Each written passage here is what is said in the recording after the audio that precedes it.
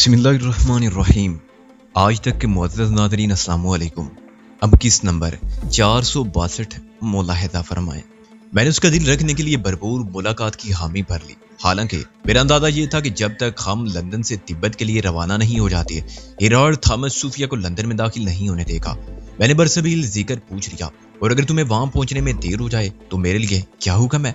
तुम इतने सीधे कब से हो गए? उसने हैरत से मेरी आंखों में देखते हुए कहा, किसी का हुक्म मानना तो शायद तुम्हारी फितरत में ही नहीं है।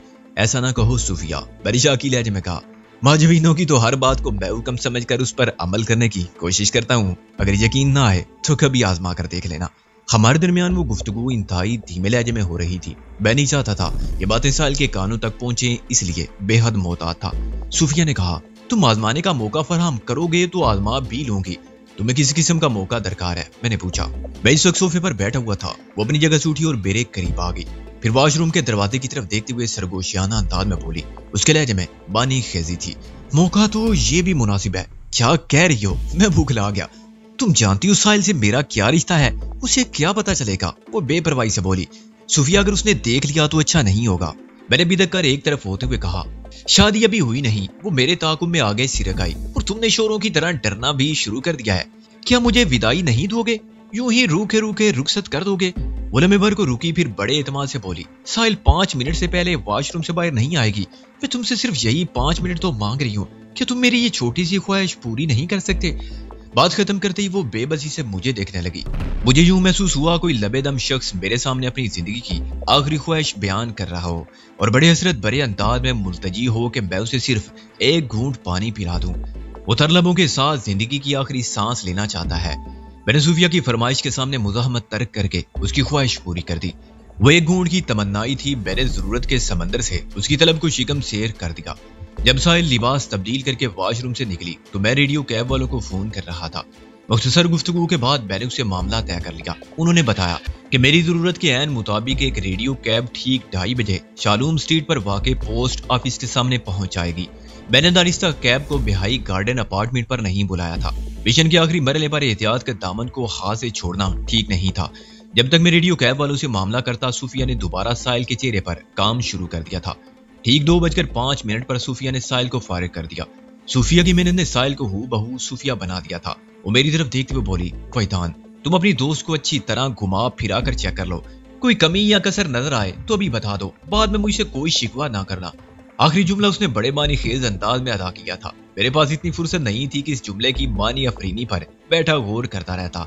मैंने साहिल पर एक भरपूर निगाह डाली और फिर सूफिया की जानिब देखते हुए सरसरी लहजे में कहा, इट्स ओके, अब 5 मिनट मैं भी लूंगी। सूफिया ने कहा, तुम क्या करने का इरादा रखती हो? मैं अपने हुलिये में थोड़ी आर्जी तब्दीली लाना चाहती हूँ। तुम्हें इसकी जरूरत क्यों पेश आ गई? क्या दो सूफिया को साथ लेकर बिल्डिंग से निकलोगे? वो गहरी नजर से मुझे देखते हुए बोली। ओह, मैंने बेसाख्ता अपने सर को थामते हुए कहा, सारी बात मेरी समझ में आ गई थी। पता नहीं इस तरफ मेरा ध्यान क्यों नहीं गया था।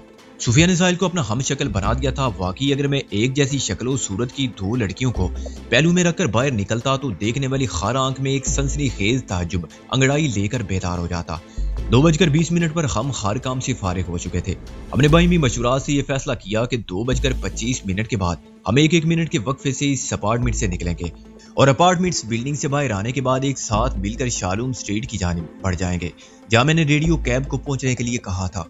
हमारे पास इस हिसाब से 5 मिनट का वक्त था, यानी 2:20 से 2:25 तक के 5 मिनट। अचानक मुझे एक शरारत सूझी और मैं टेलीफोन की तरफ बढ़ गया। मैंने अपने इरादे के बारे में सूफिया और साहिल को कुछ भी नहीं बताया था। मैंने रिसीवर उठाकर 100 डायल किया और दूसरी जानिब से किसी के बोलने का इंतजार करने लगा। पहली घंटी पर ही कॉल रिसीव कर ली गई।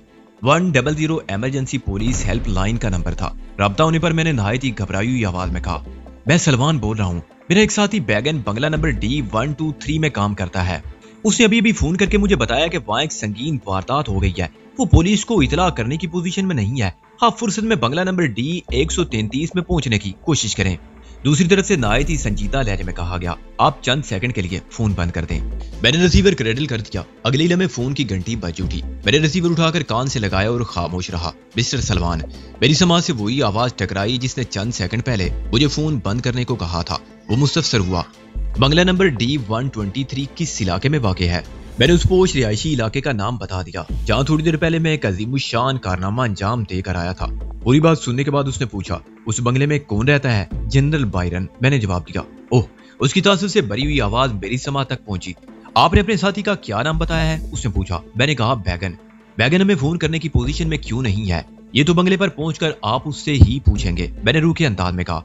आप अपना एड्रेस नोट कराएं। मैंने फौरन दोहराया, अपार्टमेंट नंबर 27C बिहाई गार्डन, अपार्टमेंट्स नंबर शालून स्ट्रीट। दूसरी जानिब खटिक से रिसीवर क्रेडल कर दिया गया। मैंने मुस्कुराकर सूफिया और साहिल की तरफ देखा, फिर फोन पर 101 मिलाने लगा। 101 नंबर इमरजेंसी मेडिकल एड के लिए मखसूस था। दूसरी घंटी पर फोन अटेंड कर लिया गया। एक भारी भरकम आवाज मेरी समा तक पहुंची, हेलो। मैंने बुखलाए हुए अंदाज में कहा, फिर बंगला नंबर D123 से बोल रहा हूँ। यहाँ फौरी तौर पर इमदाद की जरूरत है, 2-3 एम्बुलेंस भी दरकार है। आप लोग फौरन यहाँ पहुंचने की कोशिश करें। आप कौन हैं? दूसरी तरफ से पूछा गया। मैंने बताया, मैं जनरल बायरन का एक मुलाजिम बैगन बात कर रहा हूँ। जरा ये भी बता दें बंगला नंबर D123 कहाँ है? मैंने रब्बी वाले रिहायशी इलाके का नाम बता दिया। हम अभी पहुंच रहे हैं, ये कहते ही राब्ता मुनक़ते कर दिया गया। दरअसल जनरल बायरन का नाम बहुत काम दिखा रहा था। मैंने महसूस किया ये नाम सुनते ही दूसरी तरफ मौजूद शख्स इंतहाई मुअद्दब और संजीदा हो जाता। मैं नहीं जानता था ये जनरल बायरन किस तोप शय का नाम है। मुझ तक ये नाम फलूस के जरिए पहुंचा था। जब मैं रब्बी वाले बंगले पर पहुंचा तो गेट पर मुतय्यन सिक्योरिटी गार्ड से मैंने ड्रामाई गुफ्तगू की थी। मैं उनसे किसी मैडम शार्लेट का पता पूछ रहा था और उन्होंने मुझे बताया कि मैडम शार्लेट और कर्नल दायान का बंगला नंबर B132 2 गलियां छोड़कर तीसरी गली में है। मैंने रब्बी वाले बंगले की तरफ इशारा करते हुए पूछा कि यहाँ कौन रहता है। मेरे इस सवाल के जवाब में फलूस नामी सिक्योरिटी गार्ड ने बड़ी रौनक से बताया था, ये जनरल बायरन का बंगला है। यही फलूस अपने आजहानी साथी जिम के साथ इस वक्त घंटा गफीली की कैफियत में पड़ा है। तीसरा फोन मैंने फायर डिपार्टमेंट को किया। 102 डायल करते ही मुतलका डिपार्टमेंट से राब्ता हो गया। मैंने मुख्तसर अल्फाज में अपना तारुफ कराया, फिर रब्बी वाले बंगले का नंबर और महल्ले वकूफ बताने के बाद कहा, यहाँ पर आतिश ज़दगी का एक बहुत बड़ा वाकया हो गया है। आप अपने फायर फाइटर्स की टीम को जल्द से जल्द उधर भेज दें। मैं इस टेलीफोनिक तामीर कारी से फारिग हुआ तो सूफिया ने हैरत भरे लहजे में इस्तफसार किया, फैतान, ये तुम किस चक्कर में पड़ गए हो? चक्कर? मैंने चौंक कर सवालिया नजरों से उसे देखा। मैंने अपार्टमेंट पर आने के बाद सूफिया को उन तमाम हालात से आगाह कर दिया था जो रब्बी वाले बंगले पर पेश आ चुके थे।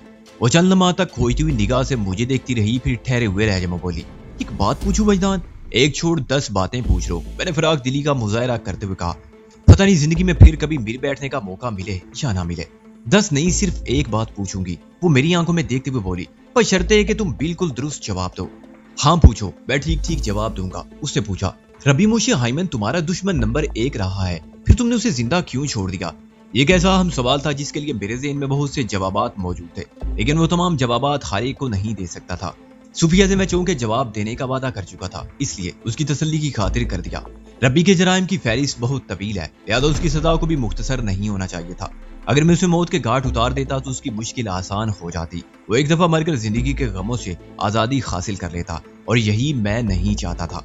मैंने सांस लेने के लिए लम्हे भर को तवक्कुफ किया, फिर सिलसिला कलाम को जारी रखते हुए कहा, मेरी ये ख्वाहिश है कि रब्बी मोशी हाइमन अपनी तबी उम्र तक जिंदा रहे, और इस तरह जिंदा रहे कि अपने जिंदा रहने पर शर्मिंदा रहे। मैं उसे पछतावे, पेशमानी, शर्मिंदगी और नदामत की जिंदगी गुजारते हुए देखना चाहता हूँ, और मैंने अपनी ख्वाहिश पूरी करने का बड़ा कामिल बंदोबस्त कर दिया है। मैंने उसे एक ऐसे रूहानी आजाब में मुब्तला कर दिया है कि वो हर रात सोने से कबल ये दुआ मांगे कि ये रात उसकी जिंदगी की आखिरी रात साबित हो, लेकिन अगली सुबह वो फिर जी उठेगा, यानी जिंदा बेदार होगा, और दिन भर मेरे दिए हुए जख्मों को चाटता रहेगा। वो हर रोज मरेगा और हर रोज जिएगा। मैं उसे किस बार मारना चाहता हूँ, और मुझे उम्मीद है इंशाअल्लाह ऐसा ही होगा। मेरी बात खत्म हुई थी कि फोन की घंटी बज उठी। मैंने रिसीवर उठाकर कान से लगा लिया। वो येलो कैब के ड्राइवर का फोन था। उसने बताया कि हमारी मंगवाई हुई रेडियो कैब पोस्ट ऑफिस के सामने पहुंच चुकी है। मैंने उन दोनों को कैब की आमद के बारे में बताया, फिर सूफिया की तरफ देखने लगा। मैंने उसके पूछे हुए सवाल का जवाब तो दे दिया था, पता नहीं मेरी इस वजह से उसकी तसल्ली हुई थी या नहीं। बहरहाल उसने मजीद कोई सवाल नहीं किया। हमारी रवानगी का वक्त हो गया था। मैंने सूफिया और साहिल की तरफ देखते हुए कहा, सूफिया, पहले तुम अपार्टमेंट से निकलोगी, फिर साहिल, और उसके बाद मैं। तुम दोनों बिल्डिंग से बाहर निकलने के बाद आपस में मिल जाओगी और नॉर्मल कदमों से उस रेडियो कैब की जानी बढ़ोगी जो इस वक्त शालूम स्ट्रीट पर पोस्ट ऑफिस के सामने खड़ी हुई है। Is it clear? दोनों ने मेरे सवाल के जवाब में अपने सर को इस बात ही जुम्बश दी। मैंने कहा, तुम्हारे पीछे पीछे मैं सामान लेकर आ रहा हूँ, किसी किस्म की फिक्र करने की जरूरत नहीं है। परेशानी का मुश्किल वक्त खत्म हो चुका है, हम अपने मिशन में पूरी तरह कामयाब हो गए हैं। फिर हम तीनों प्रोग्राम के मुताबिक जगह बाद दिगरे उस अपार्टमेंट से निकल गए। 15 मई की सुबह बड़ी रोशन और चमकीली थी। मैं बेदार हुआ तो साहिल को जागते हुए पाया। वो मुझसे पहले उठ चुकी थी। हमारी नजरें चार हुई तो वो बड़े दिल अवेज अंदाज में मुस्कुरा दी। मैंने उसकी मुस्कुराहट का जवाब मुस्कुराहट से दिया और उठकर बैठ गया। हम गुज़िश्ता रोज रात गए लासा तिब्बत पहुंचे थे, लिहाजा नींद पूरी करने के लिए बहुत ही कम वक्त मिल सका था। उसके बावजूद भी हमारे ज़हन अलर्ट और बदन चाको चौबंद थे। शायद उस खुशी का नतीजा था जो तवील जुदाई के बाद मिलाप की सूरत में हमें हासिल हुई थी। तिल अवीव वाले अपार्टमेंट से निकलकर हम बाखैरियत रेडियो कैब तक पहुंचे थे और सूफिया को मिस्टर जोसेफ के पास एरियल स्टेट पर ड्रॉप करने के बाद तिल अवीव से यरूशलेम की जानिब रवाना हो गए थे। वक्त रुख से सूफिया खासी जज्बाती थी और उसकी ये जज्बातियत साहिल से छुपी नहीं रह सकी थी, लेकिन नहायत ही दानिशमंदी का मुजाहरा करते हुए साहिल ने इस मौके पर किसी सख्त या मानी खेद रद्द-ए-अमल का मुजाहरा नहीं किया। अलबत्ता बाद में जब भी उसे तन्हाई में मुझसे बात करने का मौका मिला, उसने सूफिया के हवाले से छेड़छाड़ जरूर की। सूफिया ने अलविदाई कलिमात सरगोशियाना अंदाज में अदा किए और उसके आखिरी जुमले मेरी यादाश्त में महफूज होकर रह गए थे। मैं जब भी सूफिया और उसके हमरा गुजारे हुए गिनती के रोदो शब का तस्वुर करता, ये जुमले मेरी समात में गूंजने लगते। उसने बड़े जज्बाती लहजे में कहा था, फैजान, मैं जानती हूँ तुमसे राब्ता करना इतना आसान साबित नहीं होगा। पता नहीं मैं तुम्हें याद भी रहती हूँ कि नहीं, ये तो सरासर तुम पर मुनसर है कि तुम मुझसे थर्ड आई के तबस से राब्ता करो या ना करो। बहरहाल तिब्बत बाकी दुनिया से लैंडलाइन राब्ते में नहीं तो क्या हुआ, मैं ड्रीम लैंड में तुम्हारा इंतजार करूंगी। हम तिल अवीव से यरूशलेम पहुंचे, फिर यरूशलेम से कायरा, उसके बाद कायरा से लंदन पहुंच गए। लंदन में सूफिया से मुलाकात ना हो सकी क्योंकि वो अभी तक इसराइल से नहीं निकली थी। मेरा अंदाजा भी यही था। हिराल्ड थॉमस जैसा दाना बिना शक सूफिया को उस वक्त तक लंदन आने की इजाजत ना देता जब तक हम वहां से रवाना ना हो जाते, और अब हम तिब्बत पहुंच चुके थे। मैं कमोबेश 22 दिन तिब्बत से बाहर की दुनिया में गुजार कर आया था, लेकिन यही महसूस हो रहा था कि एक लम्हे के लिए भी कहीं ना गया हूँ। तिब्बत की फजा में पता नहीं ऐसी क्या बात थी कि यहाँ का सब कुछ भला और अपना अपना सा लगता था। मैं इस जन्नत नजीर जगह पर सांस लेकर बड़ी फरत और आसूदगी महसूस करता था, और अब तो इन इनबिसात बड़े लतीफ एहसासात में कई गुना इजाफा हो गया था क्योंकि मेरे वजूद का खोया हुआ हिस्सा मुझे मिल चुका था। मेरी जात की गोया तकमील हो गई थी। साहिल के बगैर मैं खुद को अधूरा महसूस करता था। इसे पाकर मेरा अधूरापन और तशनगी दूर हो गई थी। वसल का निशात वही लोग महसूस कर सकते हैं जो कभी हिजर की आग में जले हों, फराक के सहरा में झुलसे हों, और जुदाई की लंबी स्याह रातें जिन्होंने आंखों में गुजारी हों। हम बेदार होने के बाद अभी फ्रेश भी नहीं हो पाए थे कि दरवाजे पर दस्तक हुई। मैंने रात को सोने से पहले दरवाजा भेज दिया था। कुंडी लगाने की जरूरत नहीं समझी थी। इस वक्त मुझे सिर्फ और सिर्फ नींद के बारे में सोच रही थी। मैं पहले अपनी नींद पूरी करता, फिर किसी और मामले की तरफ तवज्जो देता, और यही हाल साहिल का भी था। वो तो बिस्तर पर गिरते ही सो गई। मैंने बिस्तर पर बैठे बैठे आवाज लगाई, आ जाओ, दरवाजा खुला है। और अगले लम्हे मुझे उस दरवाजे में चिन सियान की सूरत दिखाई दी। चिन सियान एक तरह से चिंग फू के दस्ते राज की हैसियत रखता था। उम्मीद की जा रही थी जोखांग टेम्पल का आइंदा चीफ लामा इसी को मुंतखब किया जाएगा। जब मैं लासा से लंदन जा रहा था तो चिन सियान ली यान के साथ मुझे नगर एयरपोर्ट तक छोड़ने आया था। गुज़िश्ता रात भी चिन सियान ने हमें एयरपोर्ट से जोखांग टेम्पल तक पहुंचाया था, लेकिन इस मरतबा ली यान उसके हमरा नहीं थी। मुझे इस बात पर भी हैरत थी, लेकिन इस वक्त तफसीली बातचीत करने का मौका नहीं था। मैंने यही सोचा कि आइंदा रोज ली यान की भी खबर लूंगा। ली यान बड़ी बोल्ड लड़की थी। शरीके याद की अब्दी जुदाई के बाद इंसान अमूमन टूट कर रह जाता है, लेकिन ली यान अपने शोर के इंतकाल के बाद पहले से ज्यादा हिम्मत वाली बन गई थी। उसका शुमार भी मेरी जान निसार साथियों में किया जा सकता है। हमारा साथ कोई बरसों पर मुहित नहीं था, लेकिन हम जब तक साथ रहे, ली यान ने जिंदगी के हर महाज पर कदम से कदम और शाने से शाना जोड़कर मेरा भरपूर साथ दिया था। मैं ली यान के जज्बात और खिदमात को कभी फरामोश नहीं कर सकता था। चिन सियान ने बारी बारी हम दोनों को तनकीदी निगाह से देखा, जैसे अपनी नजर की मदद से हमारा एक्सरे कर रहा हो। हमें पूरी तरह अपनी जानी मुतवज्जो पाया तो उसने खफीफ साहब मुस्कुराते हुए कहा, उठ गए हो तो जल्दी से फ्रेश भी हो जाओ। ठीक 15 मिनट बाद मैं नाश्ता लेकर आ जाऊंगा, उसके बाद भी बहुत से जरूरी काम है। रात में चिन सियान से ली यान के बारे में पूछना भूल गया था। उसकी सूरत देखती वो मुझे याद आ गई। फिर इस संसार में मैंने देर ना लगाई। हम उठ गए हैं तो तैयार होने में भी कोई कोताही नहीं करेंगे चिन सियान। मैंने उसकी आंखों में देखते हुए नहाए ठहरे हुए लहजे में कहा, तुम बेधड़क होकर नाश्ता लेने चले जाओ और जाते जाते ये भी बताते जाओ ली यान का क्या हाल है। उसका चेहरा एक लम्हे के लिए मुतगय्यर हो गया। मैं समझने से कासर रहा कि ली यान के जिक्र पर उसके चेहरे पर ऐसे तासरात क्यों नमूदार हुए थे। वो जो पहले खफीफ अंदाज में जेरे लब मुस्कुरा रहा था, यकदम संजीदगी का नमूना बन गया। कबल इसके कि मैं इस सिलसिले में उससे कोई मजीद इस्तफसार करता, उसने दो ठोक जुमला बोलकर मेरे किसी सवाल की राह मसदूद कर दी। ली यान की तुम फिक्र ना करो, वो ठीक है। मुनासिब मौके पर उसे तुम्हारी मुलाकात करवा दी जाएगी। नाश्ते के बाद तुम्हें चिंग फू के पास जाना है, तुम दोनों को। ओह, मैं गहरी सांस खारिज करके रह गया। इसी दौरान में चिन सियान अपनी संजीदा सूरत के साथ गायब हो गया। चिन सियान ने चिंग फू का जिक्र किया तो चीफ लामा मेरे तस्वुर में ऊपर आया। اس کے ساتھ ہی چینگ فو سے ہونے والی ملاقات بھی مجھے یاد آنے لگی۔ اس ملاقات کے لیے بھی چین سیان ہی مجھے ایک مخصوص کمرے میں لے کر گیا اور آج بھی یہ فریضہ اسی کو ادا کرنا تھا۔ چینگ فو نے پہلی ملاقات میں ایک بڑی عجیب بات کی تھی۔ اس نے گہری سنجیدگی سے کہا تھا، ویدان، ہماری صرف 3 ملاقاتیں ہونی ہیں۔ ایک ملاقات اس وقت ہو رہی ہے، دوسری ملاقات ٹھیک 10 دن کے بعد ہوگی، اور تیسری ملاقات کا دار و مدار صرف اور صرف تمہاری کارکردگی پر ہے، کیونکہ اس آخری ملاقات میں تم اکیلے نہیں ہوگے، بلکہ تمہارے ساتھ وہ بھی ہوگی جس کے اصول کی خاطر تم نے اپنی زندگی کو سپرد عذاب کر رکھا ہے۔ چینگ فو کے فرمان کے عین مطابق ہماری 2 ملاقاتیں ہو چکی تھی۔ دوسری ملاقات خاصی طویل رہی تھی، اور یہ ملاقات اس وقت ہوئی جب میں لہاسا سے لندن روانہ ہونے والا تھا، اور آج تیسری اور آخری ملاقات ہونے والی تھی۔ لفظ آخری کافی دنوں سے میری یاداشت میں کسی آہنی بیخ کے معنی ٹھونکا ہوا تھا۔ اس کا سیدھا اور آسان مطلب تو یہی تھا، اس ملاقات کے بعد ہم دونوں میں سے کوئی ایک اپنی زندگی کو خیر باد کہہ دے گا۔ اس حوالے سے ذرا محفوظ انداز میں یہ سوچا جا سکتا تھا کہ اس تیسری ملاقات کے بعد ہم ایک دوسرے سے ہزاروں میل کے فاصلے پر چلے جائیں گے، لیکن ایسا سوچنا ایک کمزور دلیل کے سوا کچھ نہ ہوتا، کیونکہ انسان ایک دوسرے سے چاہے کتنی بھی دوری پر کیوں نہ چلا جائے، اگر زندہ رہے تو کبھی نہ کبھی کہیں نہ کہیں ملاقات ہو ہی جاتی ہے۔ ہم ناشتے سے فارغ ہوئے تو چین سیان ہمیں لینے کے لیے آ گیا۔ وہ پہلے بھی 2 مرتبہ مجھے چینگ فو سے ملوانے لے جا چکا تھا، لہذا مطمئن انداز میں ہم اس کے ساتھ ہو لیے۔ وہ ہمیں مختلف راداریوں میں گھماتے ہوئے آگے ہی آگے بڑھتا چلا گیا۔ میں ان راداریوں سے اب اچھی طرح آگاہ ہو چکا تھا۔ ہم اس وقت ننگے پاؤں تھے، جو خانگ ٹیمپل کے مختلف کمروں اور حصوں سے گزرتے ہوئے بلا کر ہم اس مخصوص کمرے کے سامنے پہنچ گئے جہاں اس ٹیمپل کے چیف لاما چینگ فو سے ہماری ملاقات ہونے والی تھی۔ ہمارے قدم رکے تو میں نے سوالیہ نظر سے چین سیان کی طرف دیکھا۔ وہ گمبھیر لہجے میں بولا، اندر چلے جاؤ، رینپوشی آنے ہی والے ہیں۔ میں نے باعثگی دروازہ کھولا، پھر یکے بعد دیگرے میں اور ساحل اس کمرے میں داخل ہو گئے۔ میں 2 مرتبہ پہلے بھی اس کمرے میں آ چکا تھا، لیکن ساحل کے لیے یہ پہلا اتفاق تھا۔ وہ 10 بائی 10 کا ایک مختصر سا کمرہ تھا۔ میں وہاں موجود ہر شے سے اچھی طرح واقف تھا۔